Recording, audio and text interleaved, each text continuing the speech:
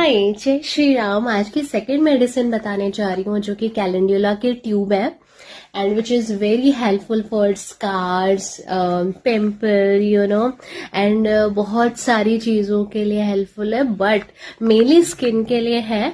और जहाँ से चमड़ी निकल रही हो, जिस पोर्शन से चमड़ी निकल रही हो, आपकी बहुत साल का वो प्रॉब्लम हो गया। और मैंने 70 साल के केसेस भी देखे हैं जहाँ की कैलेंडुला लोशन लगाने के बाद वो काफी रिलीफ में आ गया एंड उसके बाद उसको प्रॉब्लम हुई ही नहीं है। तो कैलेंडुला बहुत मस्त मेडिसिन है।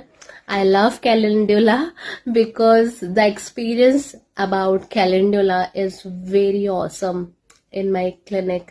सो हैट्स ऑफ एंड आप भी यूज करना और मुझे बताना। और आज की सेकेंड मेडिसिन थी कैलेंडुला क्रीम। जय श्री राम।